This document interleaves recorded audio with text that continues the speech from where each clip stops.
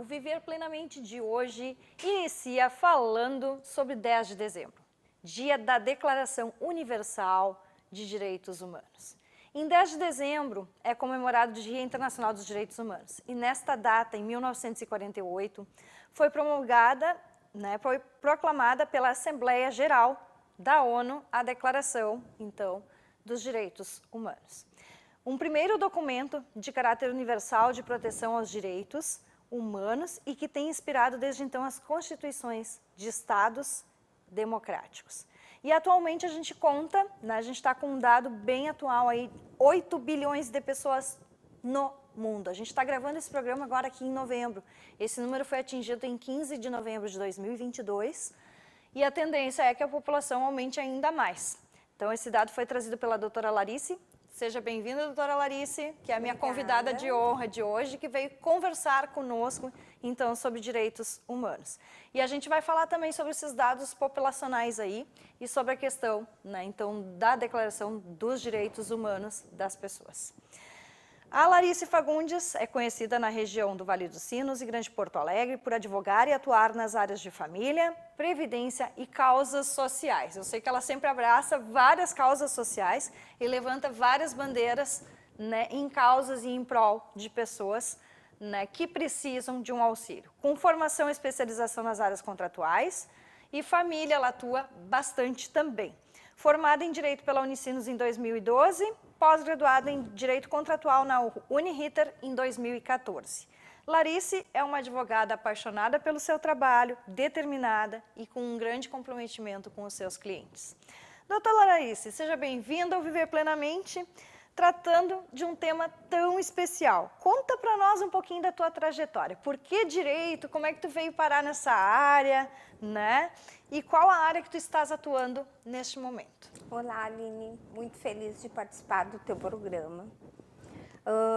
A minha trajetória com direito, ela inicia lá nos idos lá de 2001, quando eu entrei na Unicinos. E iniciei a minha caminhada sendo filha da universidade, como a gente diz, tu é cria da Unicinos. Desde o início da faculdade, eu sempre procurei fazer os estágios e tentar na prática entender a questão da teoria que nos era passada. Isso ajudou bastante até na escolha do foco que eu resolvi seguir da minha vida profissional, que seria trabalhar com direito de família, que envolve, além do direito em si, os sentimentos, emoções, porque se pega pessoas em épocas em que está totalmente assim desestabilizada emocionalmente. Desamparada, vezes, sem conhecimento da lei, sem conhecimento dos direitos, do que pode, o que não pode, muitas vezes. Sim, envolve muitos sentimentos, não só a questão do direito, mas às vezes, na maioria das vezes, os conflitos e os litígios. E uma das coisas até, acho que tem um dos autores mais recentes lançou até livro sobre teoria geral dos afetos, que envolve diretamente a questão do direito da família, Larice? Sim. E que isso, realmente todas as relações, geralmente, que envolve o direito, que envolve buscar o direito da pessoa, geralmente tem um fundo emocional, que é o que desencadeia e que faz com que a pessoa tenha que ir atrás dos seus direitos. E, ao mesmo tempo, quando a gente fala em Declaração Universal de Direitos Humanos, a gente está proporcionando que as pessoas tenham essa informação e busquem o que é seu por direito. A gente tem os deveres também, mas a gente tem diversas oportunidades, às vezes, que estão encobertas e a gente precisa levar isso para que a população tenha conhecimento. E como é que foi a escolha da atuação? Principalmente pelas áreas que envolvem família e causas sociais, Larice. Eu sei que tu te identifica bastante com essas áreas. Sim, sim. Além das causas de família, eu atuo muito na área previdenciária, que é uma área assim, onde tu tem bastante contato com pessoas idosas ou pessoas que vêm em situação de vulnerabilidade, buscando algum benefício assistencial. Então, assim, eu gosto muito do que eu faço, não só pela questão do trabalho, e sim pela questão das pessoas em si. Ajudar pessoas. Do ajudar. porque a recompensa, ela, claro, esse é o teu trabalho, tu trabalha com isso, tu vai ser recompensada com valores, mas o emocional, assim, isso são recompensas que não tem como tu mensurar. Então, as pessoas, elas te trazem problemas e tu ajuda elas a conseguir uma resolução de uma forma que na maior parte das vezes acaba sendo uma forma satisfatória. E dentro do dever de garantir os direitos humanos, né? Como é que tu vês isso? A questão das benefícios, enfim, das coisas que acontecem, por exemplo, né? Entre direitos humanos, entre garantia desses direitos humanos hoje. Qual é o órgão que geralmente rege e que busca essa garantia de direitos humanos para várias pessoas? Como é que tu vê isso na prática hoje? Isso efetivamente acontece nos estados, aí não só falando a nível de Brasil, né, mas daqui a pouco outros países também. Como é que tu enxerga isso, Larissa? A lei que foi assinada em 2014 pela ex-presidente Dilma, tá? Ela é uma lei nova, tá? Ela revogou uma lei anterior que era lá de 1971. Então a gente vê, são mais de 40 anos aí, Sem atualização, sem às atualização. Então, assim, o Brasil, ele é um país, ele dos 9 tratados internacionais, os mais importantes da ONU, ele ratifica 8. Tá? Então, tem uma preocupação pelo menos na parte da legislação, de proteger os direitos humanos e essa busca. Tá? O que eu noto na prática? Assim, nós vivemos no Brasil com inúmeras desigualdades sociais. Então, assim, ainda tem muita dificuldade, porque hoje o que acontece? Os direitos humanos, eles não são só os meus direitos ou os teus, eles são os direitos do coletivo. E hoje o que a gente observa são as pessoas buscando o seu direito sem ver o direito do outro. Tá? Então, o que busca os direitos humanos? É os direitos de todos, que todos tenham vida digna, que todos tenham acesso à educação, à saúde, à alimentação. E não é isso que a gente vê na prática.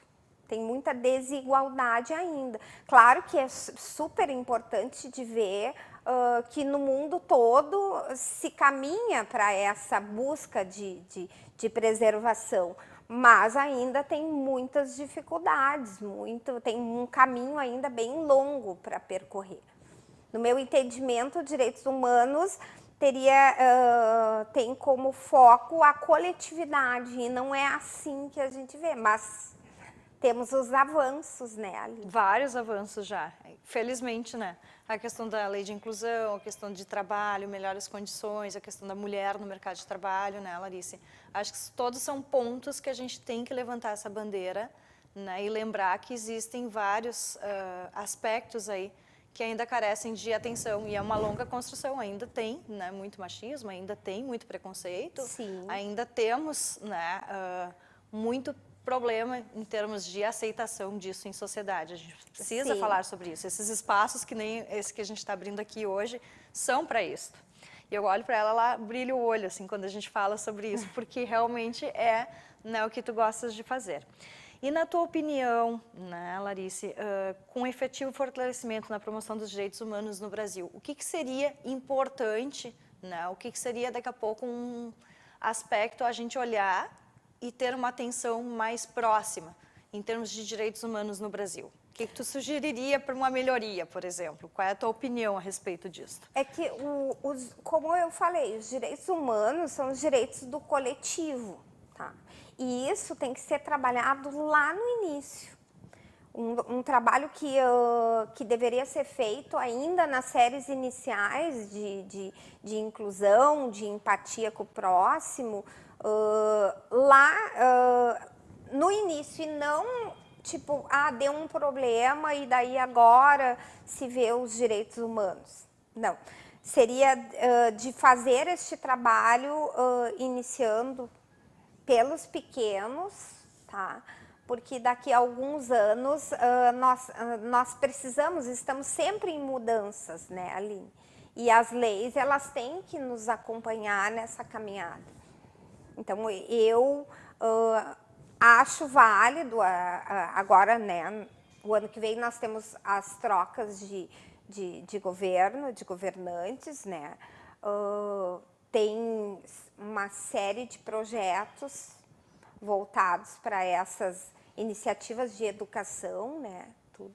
Então, só vamos saber realmente o que vai acontecer depois. Agora é um período de muita transição. De transição. Né, que a gente não sabe ainda o que vai acontecer. Estamos num período, né, meio tenso, assim, até com essa história de troca de governo, com manifestos, com, enfim, de muita indecisão, de né? dúvidas, né? Bom, vamos segurar um pouquinho o bloco aqui do Viver Plenamente. Segura aí, não sai daí. Vamos entrar com, né, os nossos anúncios. Em seguidinha a gente volta aqui com a Larice Fagundes, batendo esse papo hoje, então, sobre a questão de direitos humanos, principalmente aqui no Brasil. Não sai daí, Viver Plenamente volta já.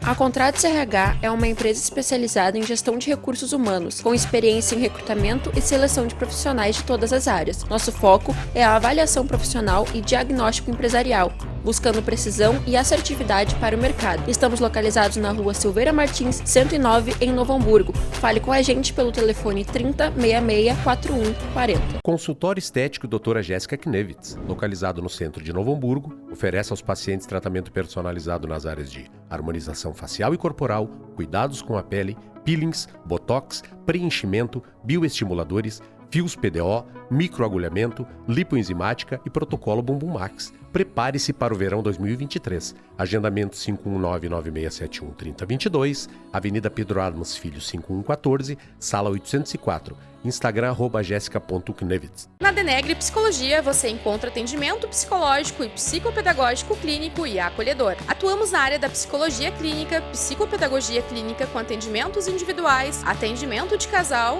ou família. Atendemos crianças, adolescentes e adultos. Realizamos atendimentos em Libras e inglês, de forma presencial ou online. Consulte nossos profissionais e convênios.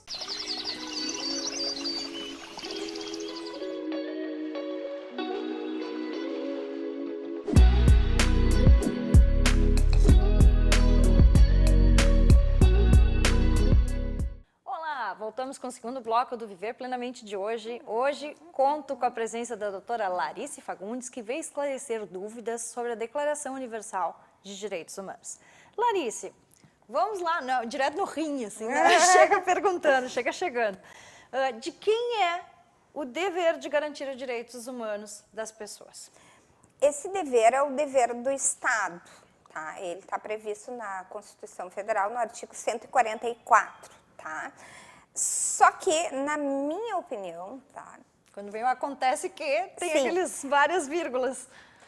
Nós, como cidadãos, não podemos deixar tudo no colo do Estado, tá? Porque nós também temos que contribuir com essa questão, porque, conforme eu já havia falado antes, esses são interesses da coletividade, de tu olhar para o lado e tu ver que a pessoa que está ali, ela tem os mesmos direitos e que ninguém é igual, que como é que é? Uma forma de diminuir as desigualdades sociais. Então, cada um dando um pouquinho de si, né? E auxiliando o Estado nessa jornada, né? Dos direitos humanos, da proteção, do respeito, até mesmo do respeito ao próximo. Uhum.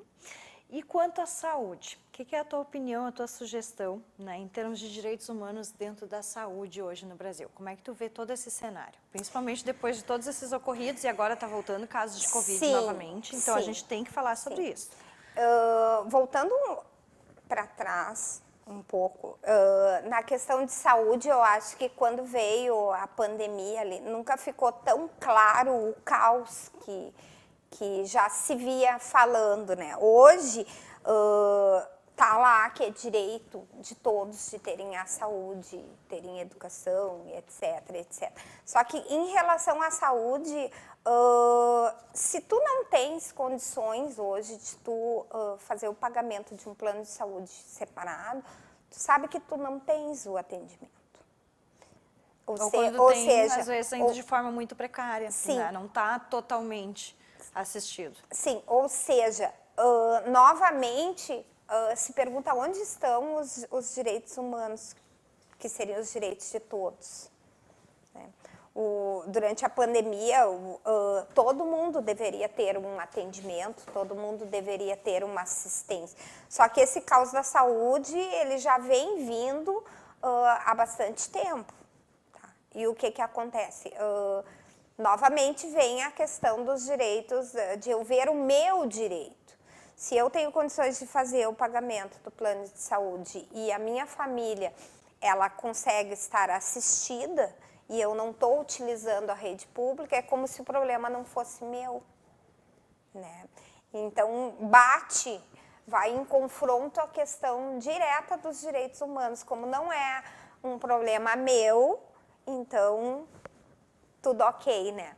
E quando veio a pandemia, não adiantava. Teve momentos assim, ó, que não adiantava tu ter o teu plano de saúde. Tu ficou em igualdade a todos. Todos tiveram que parar na fila e esperar, e superlotação total. Sim, e não teve, inclusive, a questão, porque eu tenho o meu plano, eu vou ser atendido, ou tu não tens. Então, foi um alerta, né? Do quanto a gente ainda tem a evoluir, principalmente dentro da área de saúde. E em termos de direitos humanos internacionais, a gente sabe que a população atingiu 8 bilhões de pessoas a nível mundial em novembro de 2022. Alguns países aderem aos tratados de direitos via ONU e outros não. O que faz com que determinados países se esquivem de tais tratados internacionais? Tem relação com a situação econômica de um país, Larissa? E como é que tu vê isso? Qual é a tua opinião? Sim.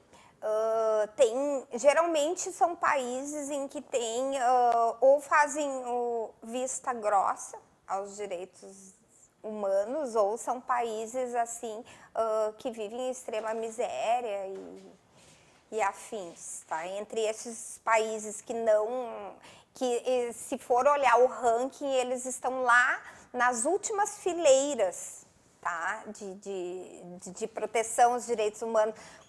Entre esses, só uns exemplos, não são todos, né? Mas Cuba, Camarões, Congo, Egito, né? São países que não aceitaram os tratados da ONU. Né? E pelo histórico se vê qual é a situação das pessoas lá.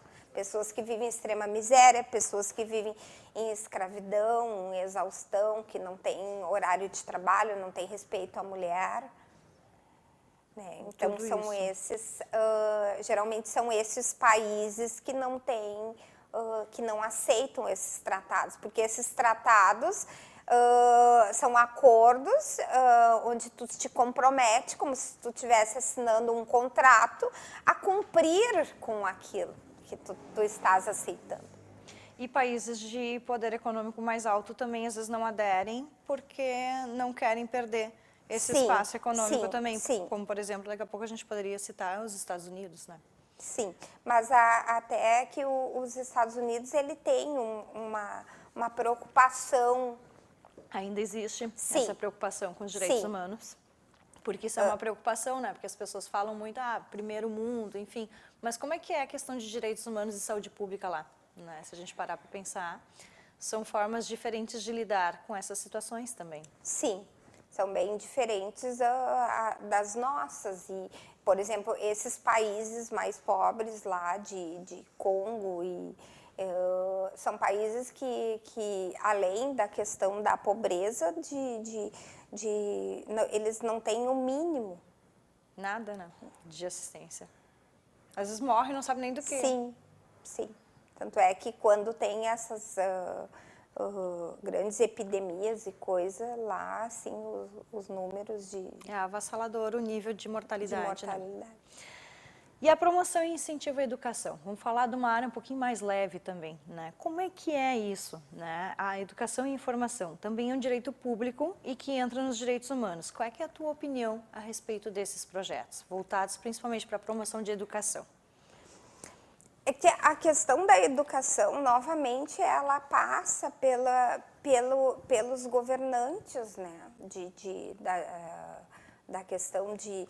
Às vezes tem projetos que são maravilhosos, mas que dependem da questão financeira. Por isso que eu falo muito do apoio, né? De nós. A obrigação é do Estado, né? De cumprir, né?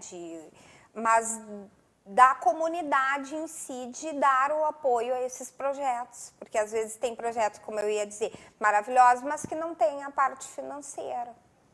Então, como na minha opinião, tudo deveria iniciar pela escola, lá no início, né, trabalhando essa questão, eu acho de suma importância que a própria comunidade dê esse apoio. Porque se a gente for levar assim, isso não é comigo, isso não é obrigação minha, isso eu pago os meus impostos para isso, se nós irmos só nesta linha, nós nunca vamos evoluir também como seres humanos. Porque daí, novamente, estamos vendo o nosso direito e não o do outro. Não fazer o bem pelo outro. Sim. Também. Né? Acho bem legal essa tua linha de pensamento e muito bem colocado, né, Larice? Porque, assim, não é só na escola pública que o pai e a mãe precisam participar. Na escola privada também. Né? Existem os círculos de pais e mestres, as APMENs, enfim, as associações, que muitas vezes a criança não é nada sem o pai e a mãe presente junto. Né? É fundamental que a família esteja junto ao espaço escolar, sim, promovendo a educação, apoiando os professores, tanto em rede pública quanto privada, e que esse trabalho seja um conjunto em prol e em benefício da sociedade em geral, para todos. Né? Não podemos deixar de falar sobre a questão do Bolsa Família, né?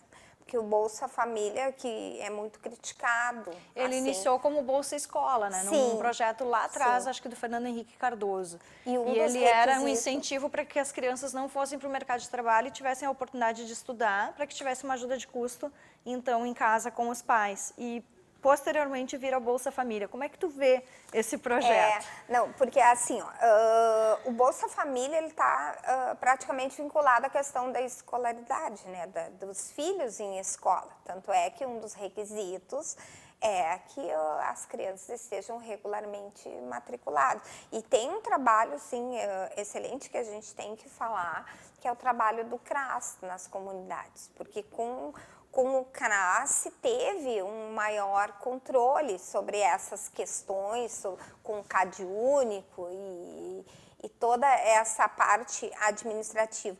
Porque o que eu sinto? Que não é só tu criar o projeto e qualquer um entra, não se tem um controle de efetividade. E para ter esse controle se precisa de uma rede de apoio, que daí vem do CRAS e essa questão da escola vinculada ao Bolsa Família é fundamental, porque antes a desculpa para os filhos não estarem em escola era que precisava de auxílio para conseguir trabalho, ou conseguir remuneração, ou ajudavam, etc. Então, isso fazia com que grande parte das crianças ficassem fora dos bancos escolares. Então, este valor ele veio para incentivar para que as crianças perpetuassem mais tempo na escola e tivessem uma maior escolaridade, uma maior fonte de informação e para melhorar realmente os índices, né, acho que até econômicos de um país, porque daí prepara para tudo, para a vida, para ir atrás dos direitos, dos deveres, do trabalho, enfim, o mercado de trabalho também. para prepara alcançar, sim, o para se maior alcançar número de tudo isso. pessoas. E que mensagem tu quer deixar aos nossos telespectadores que nos assistem hoje sobre a questão dos direitos humanos? Eu acho, Aline, que a minha mensagem principal é aquela questão da gente ver, de nós todos vermos o direito na coletividade. E não só o meu direito, tipo, os meus interesses. Não, os interesses de todos. Porque se hoje, por exemplo, como eu citei a questão do plano de saúde, se hoje eu preciso de um plano de saúde para me atender, é porque temos um grande problema aí. Que não está resolvido. Que não está sendo resolvido, que é aquela pessoa que ela não tem condições, ela está numa outra situação. Então, eu não posso ficar tranquila, até como advogada, e saber que se a minha família está bem, o meu filho está numa escola particular, eu consigo manter um certo padrão de vida, a vida está normal, porque não está. Que daí a gente o normal volta, deveria ser a gente ter que isso daí ao a natural. gente volta na questão dos impostos. Sim. Então, se os impostos são para isso, né? A gente acaba pagando duas vezes. Duas vezes. Então, estamos novamente, né, torcendo aí para que os novos governantes, né, façam o seu trabalho e que a gente consiga, né, um dia chegar num nível assim dos Estados Unidos de tu não precisar ter uma escola particular, de tu não precisar ter um plano de saúde privado e tu poder ter uma vida digna, né, para todos. Eu acho que a minha mensagem seria essa. Perfeito, Laís. Agradeço pelas tuas colocações, pela tua presença aqui no Viver Plenamente de Eu hoje. que agradeço o convite. Seja sempre bem-vinda à Vale TV e vamos trabalhando e seguindo sempre juntos. O Viver Plenamente de hoje fica por aqui. Não perca sempre às quintas-feiras nosso programa às 22h30, sendo reprisado em outros horários, aí dentro da grade da Vale TV. Um abraço e até mais.